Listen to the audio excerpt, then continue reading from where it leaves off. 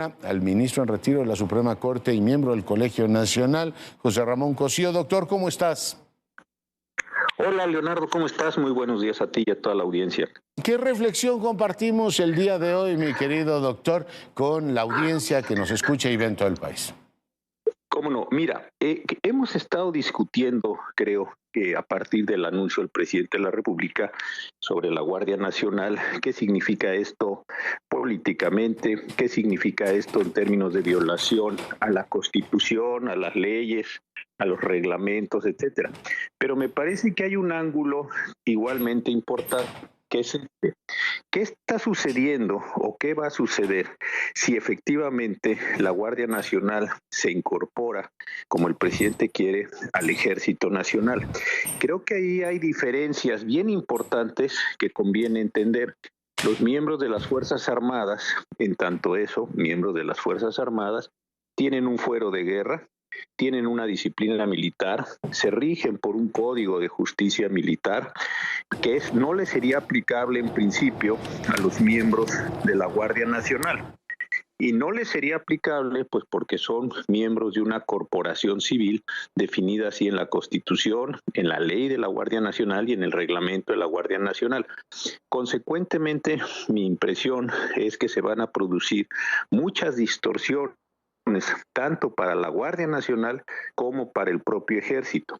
Pongo un ejemplo, los miembros de la Guardia Nacional, cuando estén haciendo operaciones o llegaran a hacer operaciones dentro del Ejército e incumplan esas órdenes, ¿van a ser sancionados conforme al Código de Justicia Militar o van a ser sancionados mediante la ley administrativa que le aplica a todo servidor público que esté en la seguridad pública?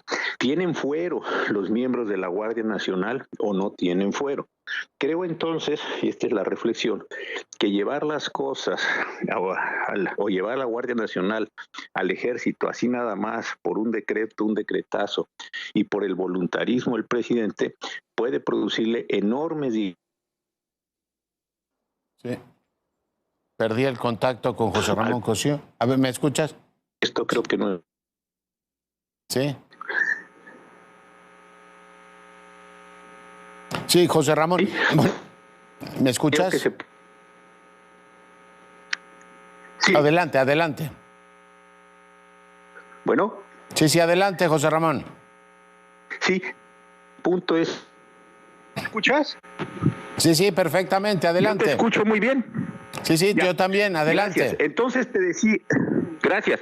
Te decía entonces que las distorsiones que se pueden producir para la Guardia Nacional, pero sobre todo para el Ejército, al haber llevado a este cuerpo así por un decretazo, sin las debidas ajustes constitucionales, legales, reglamentarios, puede acabar afectando la disciplina militar, que es, como sabemos, una de las características propias del Ejército.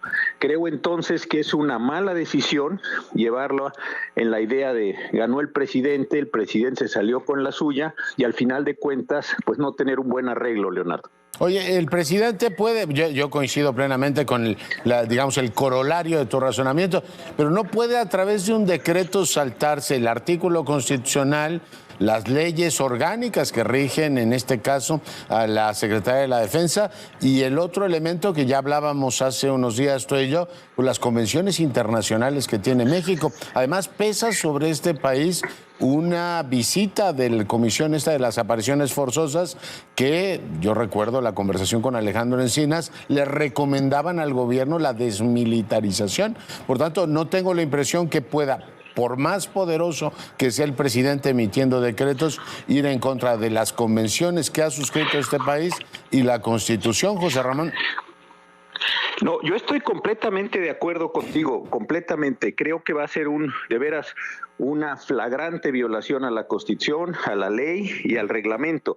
Pero lo que quería yo en términos, digámoslo así, especulativos, es decir, un paso allá y decir, bueno, ¿y qué pasaría? ¿Qué pasaría si el presidente lograra esto? Vamos a pensarlo, violando las leyes, la Constitución, y si, vamos a ponerlo así, se salió con la suya.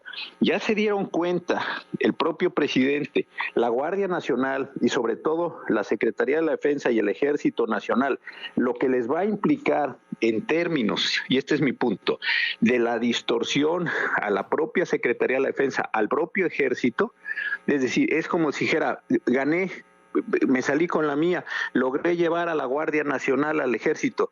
Oiga, pues qué triunfo tan pírrico, porque al final del día las distorsiones que va a incorporar son enormes en términos de burocracia, fuero militar, disciplina militar. A eso es a lo que me refería en el artículo, Sí, claro. me refiero al artículo del País. Lo entiendo perfectamente. Y como tú explicas, bueno, tendría una afectación a la seguridad pública, a la seguridad nacional, corto plazo y todas las cosas, porque los delincuentes podrían decir, oiga, por un lado entro y por el otro lado salgo, porque el presidente decidió operar fuera de la legalidad vigente de ese país, hasta que no nos digan que no somos una república democrática, representativa, federal y regida por el derecho, José Ramón. Por supuesto, y además de eso de las detenciones, que es muy buen punto, yo lo pienso en términos de los comandantes y de los propios elementos de la Guardia Nacional. Es decir, están dentro de la Secretaría de la Defensa, pero no pueden tener fuero militar. O cuando les den órdenes militares, pues ellos contestarán, yo no estoy sujeto a la disciplina militar porque yo estoy en un cuerpo civil. Entonces creo que las distorsiones operativas, coincido contigo en que se puede violar todo, pero supongamos que ganan, las distorsiones operativas son increíbles y creo que el que pierde al final del día es el Ejército porque les rompe las condiciones de disciplina.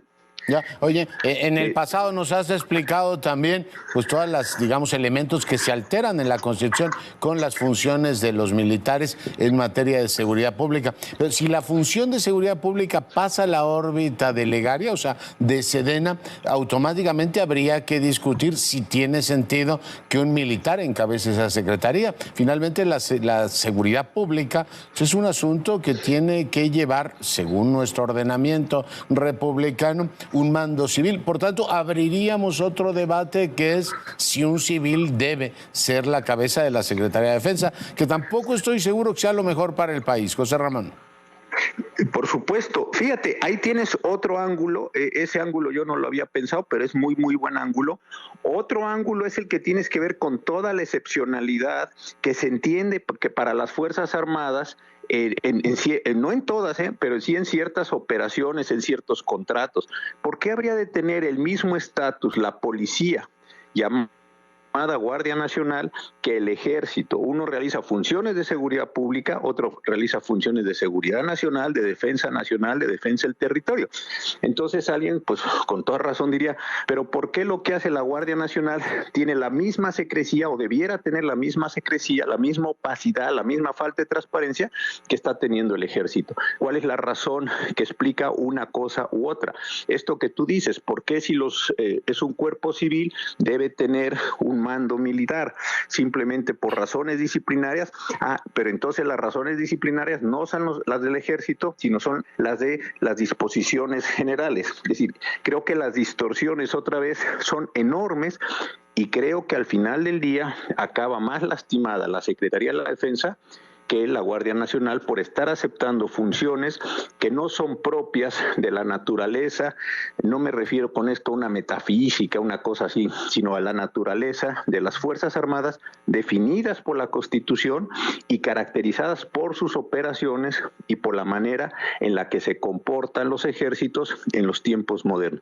Creo de verdad que decir se ganó el presidente y se fue la Guardia Nacional de la Secretaría de la Defensa, creo que ahí no terminan los problemas, ahí empiezan los problemas para redefinir todos estos ámbitos de los que estamos hablando. Sí, y para mí sigue siendo el enigma, ¿por qué decide el presidente José Ramón fracturar un consenso constitucional de una manera además tan extraordinariamente pues discutible, ¿no? Porque bueno, finalmente es un consenso que él consiguió en esta administración, no está revisando cosas que haya ocurrido en otra parte, y para mí sigue siendo un enigma político. Pero las consecuencias me han quedado muy claras escuchando. José Ramón, ¿algún apunte más?